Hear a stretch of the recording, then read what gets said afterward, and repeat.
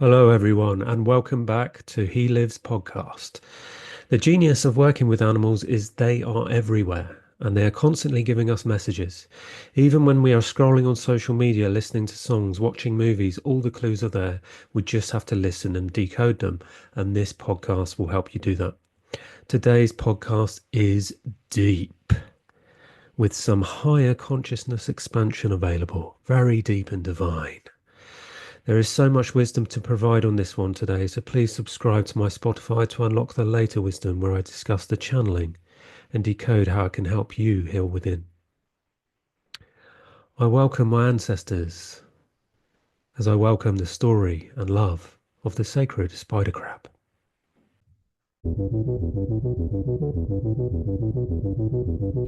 He lives straight from the heart. Welcome, I am the spider crab, and tell a deep and tall tale of love. You may believe you have heard all the stories of love before, but none fall this deep. If I were to tell you that some of the best stories come from the bottom of the ocean, what would be your first thought? My first thought would be, why do they come from the bottom of the ocean? Well, let me tell you my story, and then you will understand why the best stories come from the depths of the seabed. I am the lost and found, I am the found and lost, because everything falls to me from the great sky to the bottom of the ocean, from heaven unto earth, for I am the one they call the great keeper of trinkets. Rigid as I may seem, I am quite flexible, and I can travel very far in the ocean, because the water, she guides me and supports me, for she is kind. My time down here is often spent foraging for trinkets, the trinkets and stories of lost men at sea, the men we lose to emotions, the ever-moving motion of the ocean. She pushes and pulls at the seams of the heart, hoping that man will open the doors that he slammed shut. My job is to tell the stories of the fallen men of endless generations, a job that not many would dare claim. But stories are my joy, and nothing upsets me more than a story untold. How many stories must we have lost, losing so many men to the ocean? Each trinket I find has a story, and today I will tell you one of my favorite stories. The story of the Pirate King. Once upon a time there was a child unborn to the tides, but born instead to the land, and this made him very upset. For you see, he was no man, but a pirate right from the start. Back then, pirates were not to be feared for their gruesome violence and thievery, but for their camaraderie and love for the ocean. Because before pirates were known for being pirates, they were brave voyagers that lived with the spirits of the oceans. Where do you think the great stories of all the sea monsters came from? That's right, pirates. Because pirates were shamans of the ocean before they were demonized and criminalized for their great wealth. But that wealth they gained from following and living with the spirits of the ocean tides and winds. It tears my heart asunder to hear all the false stories that you humans tell of the great pirates that sailed the seas, for they were brave gentlefolk, adventurers like none you have seen, and they were ready to explore the unknown with a tattle for joy that would make you give praise as you would do a trapeze artist, performing the most daring circus stunt. Because pirates were magical men with great cunning and strength, enough strength to sail a giant ship through the most treacherous waves and remain standing on deck right to the end. Not something you see in your silly movies, is it? The truth is not told because the truth is not often felt. For to feel the truth of the Pirate King, one must go deep, deep into their heart. The telling tales of someone so grand, someone so full of promise, lost to the ocean, is a sad state of affairs indeed. If I could cry, I would, but the ocean, she takes me tears and shares them with the world, and so I share my tears through my stories. So hold on tight as we travel the deep oceans together. Hold still, stand firm, and keep open, because this is no ordinary story. This is... And there he is, look at him, standing on the deck, staring out to sea. A large, built and rugged man, but clean dressed all in black, with a white shirt and a red sash wrapped around his waist, with a bright red macaw on his right shoulder, his warrior mate. Like and subscribe! Arr! It's morning tide, the sun is fresh in the air, and the seagulls are singing a song of freedom, but along the horizon a big storm was brewing. The wind began to change and the sky darkened. He turned to his warrior mate and spoke. That's not what I was expecting today. Something rotten is afoot, my lad. Let's be off now and see how the crew be getting on. Look ahead now, the ship is packed and the last of the crew have boarded. A lovely crew to be sure, a crew that would rather tear their arms off than betray each other. True brothers they were, and a true captain they had.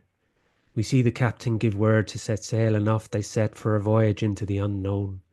The vessel they sailed was none other than the great sailboat Macabre, the voice of the deep. She was named after his beautiful wife Alistair McLean, a woman who knew no bounds to her love, and no bounds to her love for him. He treasured every moment with her until but his heart aches for adventure and gold. So he may come back to her richer and wiser, and a pocketful of gold to shower her with the gift of his love. The storm she had passed, and it is night time on the oceans, and the pirate King Roberts is sat in his cabin, holding a feather and ink, while his pirate warrior mate sits perched at the edge of the table as he writes to his beloved. Dear Eliza, it has been exactly 13 hours since we left dock, and I am already questioning my decision to leave you. I care for you so deeply, yet I am on a mission. Something calls to me in the ocean, something deep and divine. I must search far and wide to understand why this feeling haunts me so. I know you understand, and for this I love you even more, but forgive me, for I also know that your heart worries for my safety, but worry not, for my heart knows the way. I shall try to write a letter in my study to you each day, to let you know you are always within my heart. Many letters were written by the pirate king to Eliza under candlelight. It brought him much joy, and because his romantic heart could not bear to leave a word of love unexpressed in the light of his heart. One night under the stars, Pirate Roberts walked to the quarterdeck with a glass of wine and a gaze out over the waters. On the surface of the waves it was as if the waters were dancing and singing, a show of white horses. Eliza loved her horse deeply, and it brought him closer to her in his heart. He took a deep smell of the ocean air and toasted in her honour, and headed back down to his cabin. However, it wasn't long until he heard a knock at his door. Quartermaster Pike, what is it that you disturb me so late this eve? Master, sir, we've been hollering your name. There's something under the water, and it's big, sir. What do you mean, monster? I don't know how to describe it yet, sir, but it's bigger than a whale, that's for sure. You'll have to come see it for yourself, sir. It's following us. Show me immediately. I have to see this for myself. They quickly made movement to the main deck, and in the twilight, Pirate Roberts looks out onto the main deck and is surprised to see the sail in full flight, taking the ship into a faster gear, making it difficult to balance due to the speed increasing in the ship. Then under the moonlight and the glowing sea foam, he sees his master rigger, Botswain his name, coming down from the crow's nest, hugging the mast like he has just seen a pure horror. Come down, what have you done, Botswain? Said Roberts. It's coming, he screams. And before Roberts could speak, he looks to his left and sees a giant, bright, white tentacle crawl over the side and onto the landing deck. Pike in horror runs down to the sleeping waters and rings the bell to wake up the crew. Sea monster! Sea monster! But in haste, he had left the lock in the door, and it closed behind him, locking them all down below, until one of them could find a key.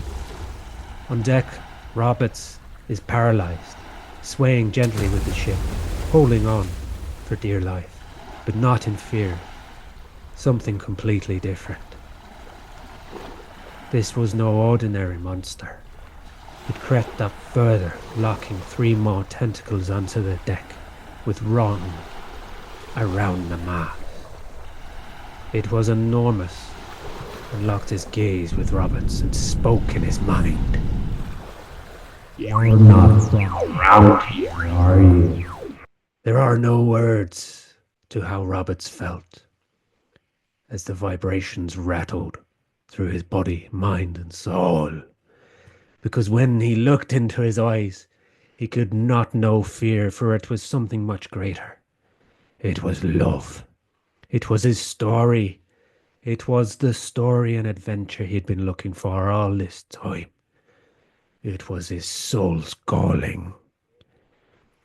He slowly came to standing, moving with the ship's momentum, balancing his footing with ease. And just as easy as he walked onto the ship, he slowly walked towards the monster. It was such a beautiful sight. The moon was full, the sky was clear and full of stars, and the sound was waves crashing, with gentle winds flapping the sail. As he got closer, the monster, he could see how the moonlight glistened like sand crystals over its skin. It was breathtaking. In his heart, he felt a kindred spirit and reached out with his graceful eyes with a hand on his heart and spoke from within. "Can you hear me?" he speaks. "Of course." "I am Roberts, shaman of the oceans, and I honor you with my heart. Your soul essence speaks to me as if I were supposed to be here, right here and now." These were the transmissions of vibrations through feelings which could fill a book, and in an instant, the monster replied. "I'm here for you. I'm here to share a great message. I come from the depths to deliver this message, and I have gratefully been led to you by the ocean. I am guide and master of the depths, and I deliver unto you the greatest gift a man could ever ask for. I am pleasured to give you the gift of reverence to life, a gift so rare that none could master, for it was only gifted to those who knew and could master the oceans of their emotions. You are a master of the seas, you are the ocean master of love. None have dared stand the tides of change greater than you, for you are the great navigator, for you are the great sailor of love's consciousness, the great waters of love. And I am here to help you remember who you are."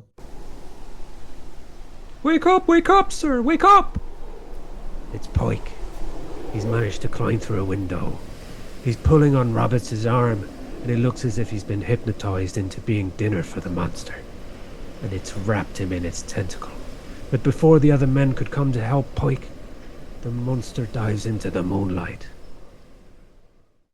pulling Pirate King Roberts down deep into the depths. The monster loosens his grip. Roberts floats to the bottom of the scene bed, unconscious, as the moon shines down on him like a spotlight, being shone down from the goddess herself. The monster takes to the shadows and watches as the moonlight gives him the gift of gifts, the gift of life. A calm surrender flows through his body like the ocean itself moves through him and opens his heart. He opens his eyes, moonlight shone waters, and realizes he is deep underwater and pushes his feet from the bottom of the seabed, floating him upwards. He breaks the ocean ceiling and gasps for air. Confused, he comes up to find the sun is rising. A new dawn on the horizon, and his ship awaiting him with a crew of beguiling brothers. "Ahoy!" he shouts, and his crewmen, so happy to see him, dive into the water to get him and pull him up onto the gantry. "He's alive!" they shout. "He's alive! We got our captain back!" "What happened, Captain? What happened? Captain, what happened? Tell us what happened!" they said. And he looked in their eyes and he said, "That's a story for another day, men. Let's get sailing." Now, ladies and gentlemen, wasn't that a story? I bet you're wondering what that was all about. Well, tune in to the decoding discussion by Alistair afterwards and find out. Now off I go as I set sail on my own story. But before I do, let me tell you a joke. Why are pirates called pirates? 'Cause they just are. Thank you for listening. If you wish to stick around and learn more what this channeling means, please subscribe to my podcast on Spotify and unlock the wisdom.